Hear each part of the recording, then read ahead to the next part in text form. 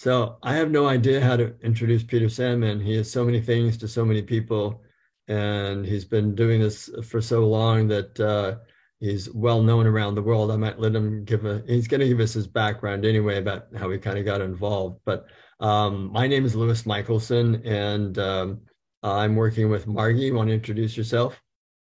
I'm Maggie Harvey. And we are doing these interviews for the benefit of ourselves, current and future generations. So with that, we're changing the format a little bit from the ones we've done previously. We're just turning Peter loose. Yeah, no, I appreciate that. And then, after I've pre-associated for a while, I mean, feel free to interrupt if I'm going off topic, but for sure, let's circle back when I run out of things to say and fill in the blanks. So I was publishing about various aspects of environmental communication. And we're now in the early 1970s. I am on the faculty of Ohio State University. I'm on the journalism faculty of Ohio State University, publishing in environmental communication. And I got a call from the School of Natural Resources of the University of Michigan. And they said, would you come, are you interested in applying to come to the University of Michigan to run a master's and graduate program in environmental communication? So I went, and what the School of Natural Resources was doing is launching a program essentially in how to be an environmental propagandist. This was, immediately post Earth Day, and it was, how do you scare people about the environment? And they wanted me to train, the next generation of environmental activists, essentially, in propaganda. So I moved and I became, I trained the current head of or current or past heads of a whole lot of environmental groups who came to Michigan to get master's degrees in environmental advocacy and environmental communication, and went on to do what they were preparing to do. And I trained a lot of them.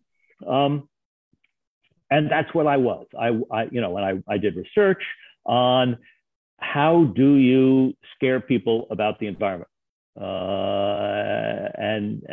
I taught how to scare people about the environment. I was doing a lot of consulting with environmental groups, with activist groups of various sorts, and research on how to be an activist. And then in 1979 came 3 Mile Island. And I was asked by Columbia Journalism Review to cover the coverage at 3 Mile Island, to go to 3 Mile Island, this was, while it was happening, and follow the reporters around and write about, the reporting and the flacking, write about what what activists were doing, and write about what the industry was doing and what the regulators were doing from a communication perspective.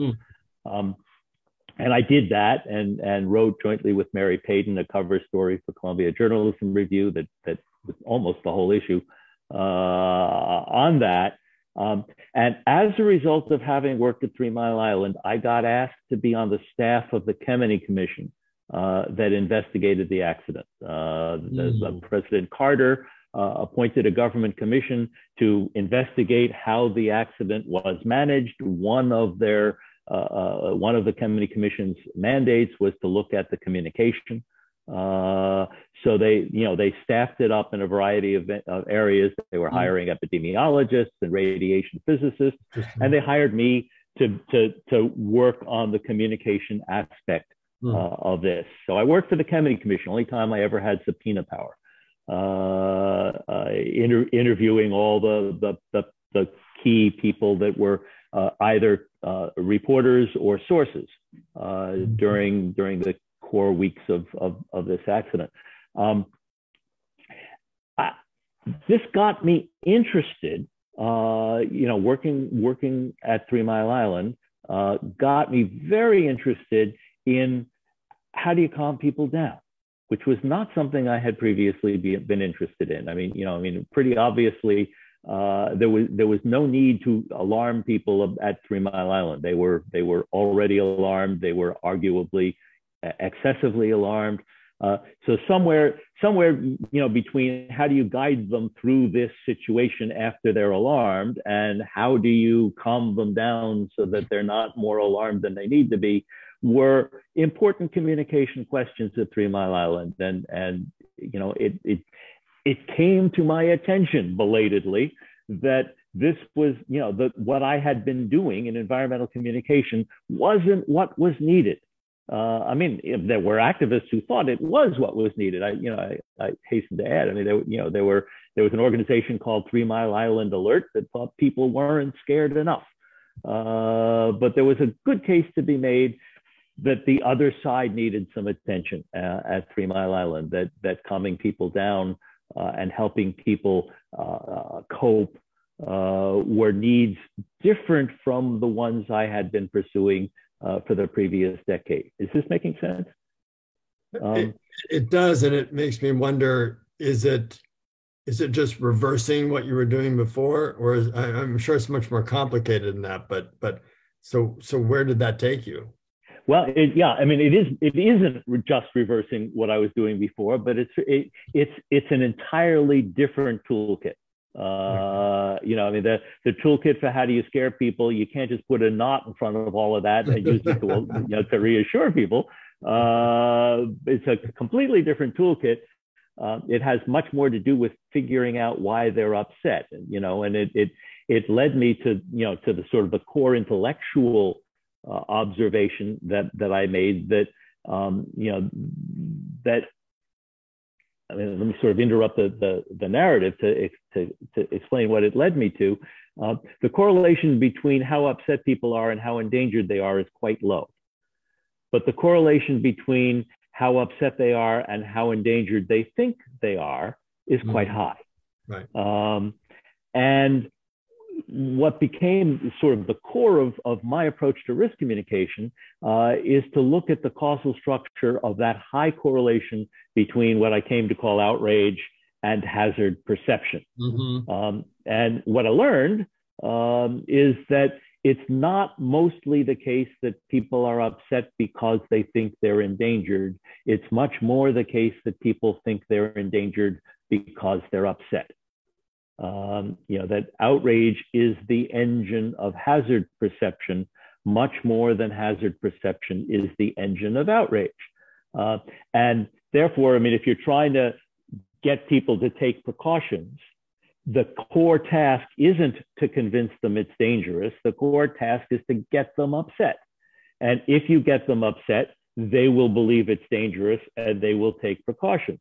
So it's not, to try to influence the hazard perception to manage the hazard perception in order to influence the outrage is bad causal structure. It's trying to influence the cause by manipulating the effect, and that's not good engineering, and it's not good risk communication either. So I got very interested in, if you want to calm people down, you have to stop upsetting them. And if you want to alarm people, you have to find ways to upset them. That's sort of the core intellectual piece of my approach to risk communication. And by the time I got to 3 Mile Island, it was already clear to me that if you want to get, if you want people to take precautions, you got to get them upset. That you're not going to educate them into precautions. You have to alarm them into precautions, and that involves getting them upset. But I hadn't yet made the leap that if you want to calm them down, you have to stop pissing them off. But by the mid 80s, I was coining the risk equals hazard plus outrage formula. And I wrote a piece for EPA called Responding to Community Outrage that was sort of the beginning of my trying to identify what I called components of outrage, which Slovic and Lichtenstein and Fischoff had been calling components of or aspects of risk perception. Right. And I argued it's not really risk perception. These are the things that get you upset. And when you're upset, you think the risk is serious, whether it is or not. But these are not components of the perception. They're causes of the perception. They're components of the upsetness. And that, that's a distinction that made a big difference to me. So some of our listeners may not be familiar with some of the things you're talking about. You want to state the equation just one more time for us? Yes. The equation that sent my children to college and is going to send my grandchildren to college was risk equals hazard plus outrage. Hazard was my redefinition. I use the word hazard to mean what technical people use the word risk to mean. That is the multiplication of magnitude times probability. How bad is it and how likely it is it? You multiply those two. That's what risk assessors call risk, but I wanted a broader definition of risk, so I redubbed that hazard. And then what I called outrage was, how upset you are. And the word outrage worked very well for environmental controversies. It didn't work nearly as well when I was working on, say, vaccination, or pandemics, where, it's much less about anger and much more about fear. So the word outrage, was the ideal word for some of my clients, and it was kind of a misnomer for others of my clients. But it made me famous, so I was stuck with it. Risk equals hazard plus outrage. I mean, a much broader way to say it is, how serious you're going to think the risk is a function of how serious it is technically and how upset you are.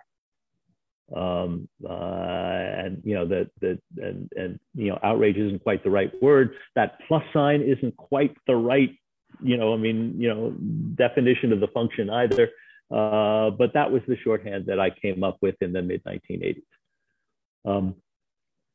It wasn't very much longer before I realized that crisis communication fit in there as well. I mean, as soon as I started thinking, okay, you've got hazard and you've got outrage, it didn't take long to say, all right, let's think of it as a 2x2 matrix. Hazard is either high or it's low.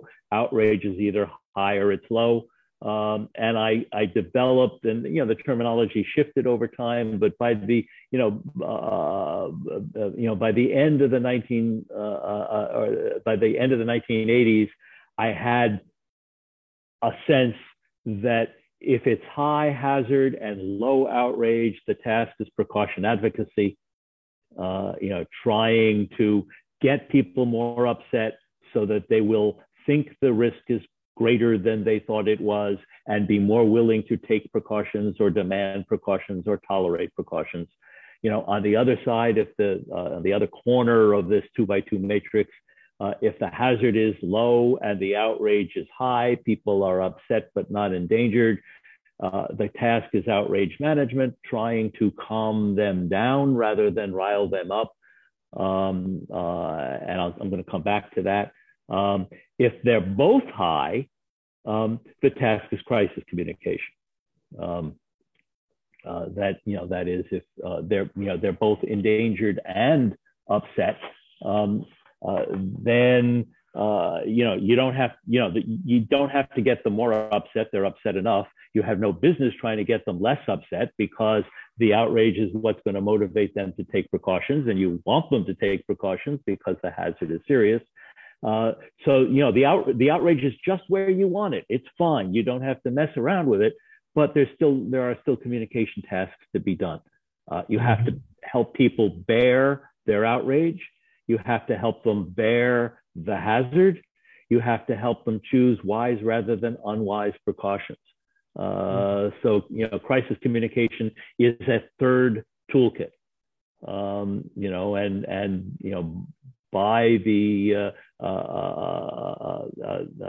end of at least by the end of the 80s, I had those three toolkits clear in my head. And of course, in contrast, if hazard is, and I'll finish this map. There you go. There it is. I just thought I'd put it up just so that we could Yes. There it is. I was just But about to I ask let, about the let, sweet spot.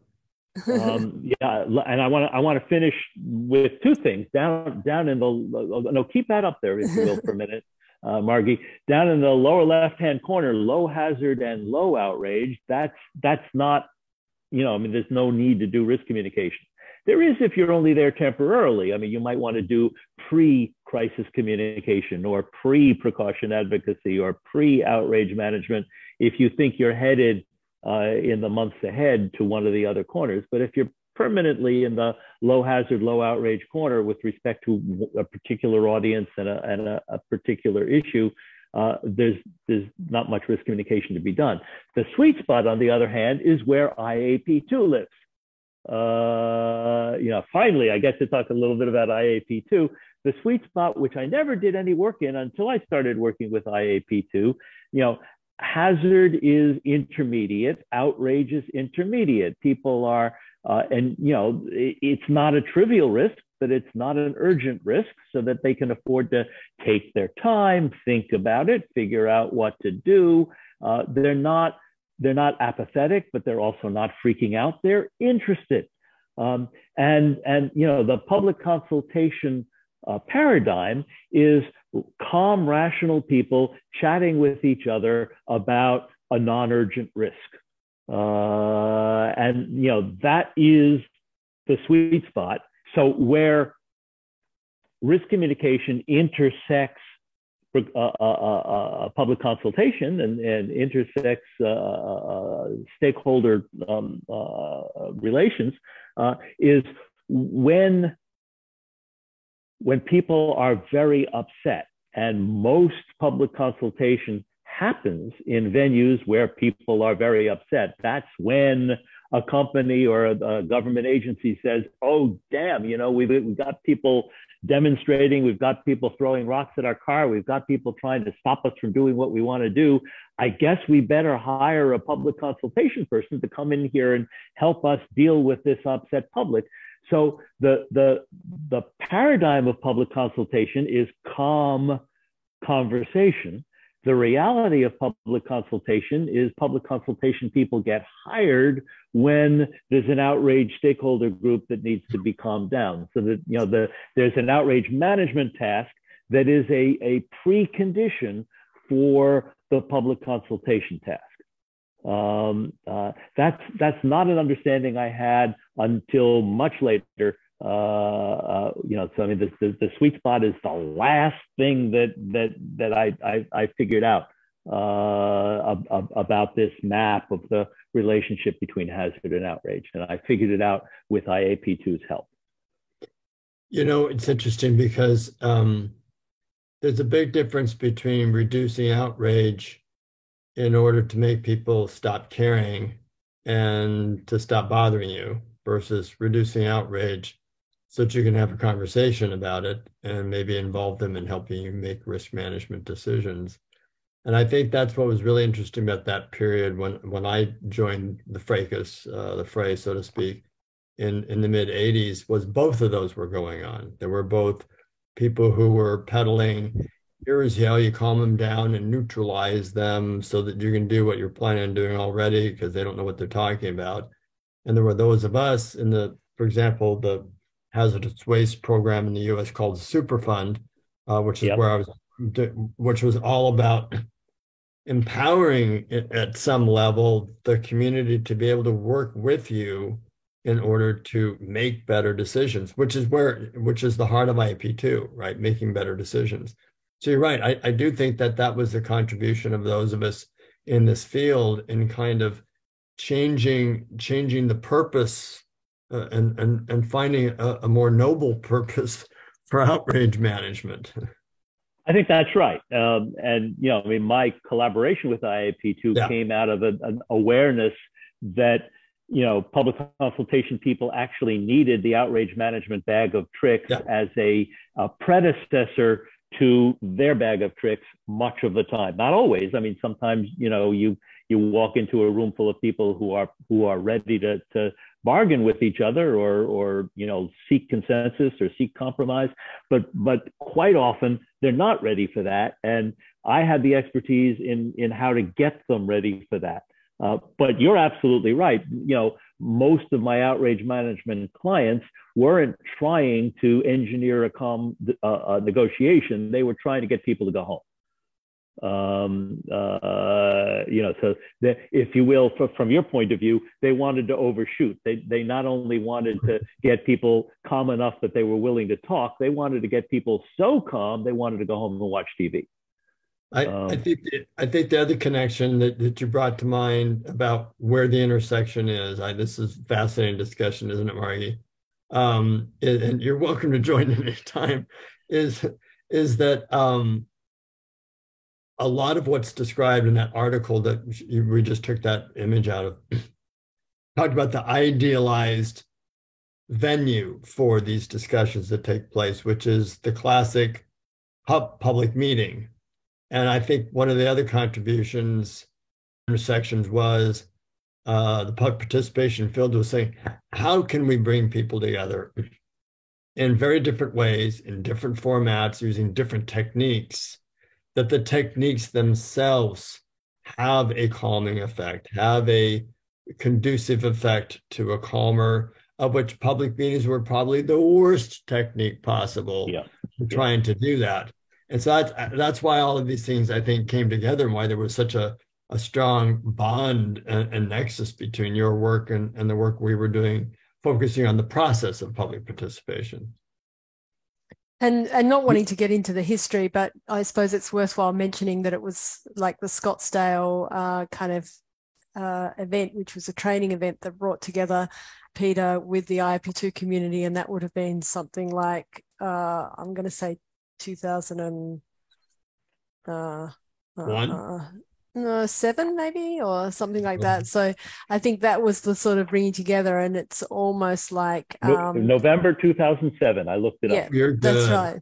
So 2007, and so that was kind of a coming together of the minds in a way that and I mean, it's interesting when I reflect, and I hadn't thought about this before, Peter, but when you're talking about the environmental groups, it's almost like a lot of people, I think perhaps in the IOP2 community thought, well, we're actually very ideological, and we're really on the side of the community, and you were very much seen as the corporate. But the irony of that is that many of us as public participation practitioners were actually working for corporate. So we actually needed better ways to explain to our clients in ways that they could appreciate. So we actually needed that skill set and needed to bring that into the fore. I mean, the paradoxes are amazing. I mean, you were being hired, public participation people were being hired mostly by companies, but their heart was with the community.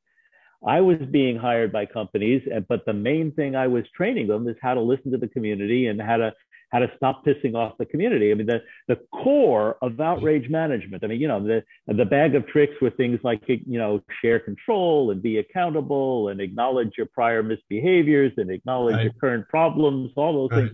But the absolute core was stop being an asshole.